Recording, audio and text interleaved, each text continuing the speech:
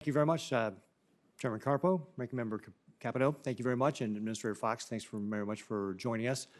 And as governor, one of the things that I'm or previously having been governor, one of the things that I'm very well aware of is water infrastructure and how challenging it can be. And as Senator Cardin said, not just for big cities, but also, especially in Nebraska, small rural communities. Obviously, the EPA has on Tuesday released its first national standard for 6 PFAS levels for drinking water. Small water systems, again, often don't have the technical capability for dealing with these and implementing these sort of monitoring requirements. How do you plan to assist small water systems, especially maybe in rural areas, for doing the testing compliance to be able to comply with this rulemaking? Thank you for that question. And this is a huge priority for us in the Office of Water. How do we broadly make sure that smaller water systems, rural systems, benefit broadly from the bipartisan infrastructure law and everything that we're doing on this question of PFAS specifically? There's a couple of things. One is that we have recently started our UCMR 5, which is a ongoing monitoring program. And historically, larger water systems, do that. It's harder for smaller systems. Yeah. We advocated for resources so that smaller systems could do that. And because of the generosity of Congress, we have resources now to work with smaller systems on that.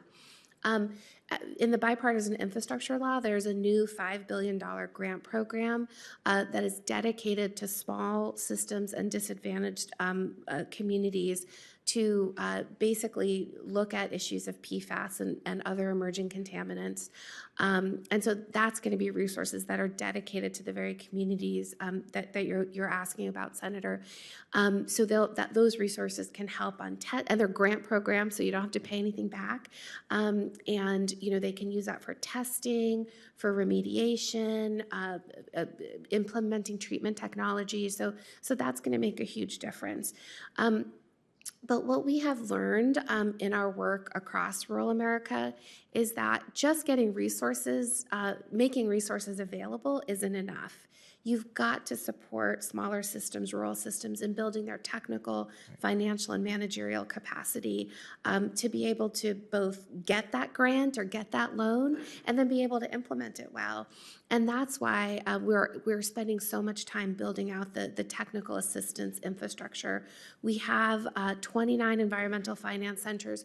We've actually increased our contracts with National Rural Water and with RCAP, the Rural Community Assistance Program, because they have direct touch points in rural America.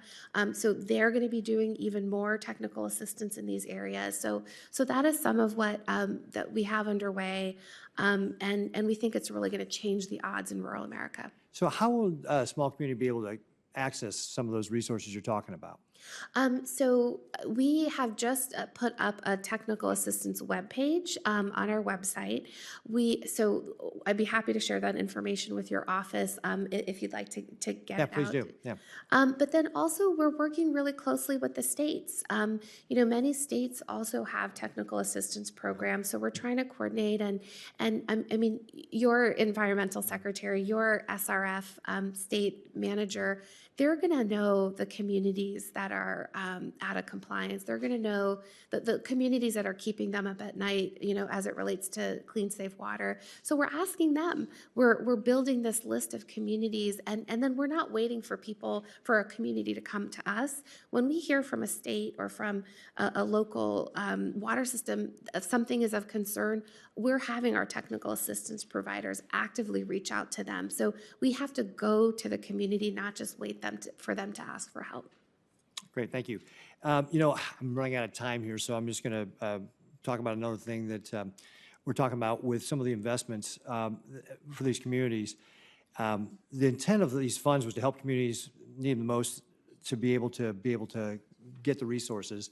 My understanding, though, is that some communities feel like there's been other priorities put in there with regard to climate rather than the safe drinking water. Is that something that you feel is being pushed in the legislation because that was not Congress's intent, or do you people are just taking this the wrong way? I mean, what's kind of your response when you hear some of those criticisms? I do think it is a misunderstanding, Senator. We have been very clear in our implementation memo and all of our discussions that the states are in the driver's seat in making decisions around the SRF program because they know what communities need those resources the most. So we've been clear on that. We certainly encourage climate considerations, but it's not a requirement. Certainly in places like Oklahoma, drought is a top concern. So certainly projects that are going to help water supply diversification and conservation, groundwater reuse and recharge, these are things that are going to really matter in communities. But no, the states are in the driver's seat as far as selecting projects. Great. Thank you very much.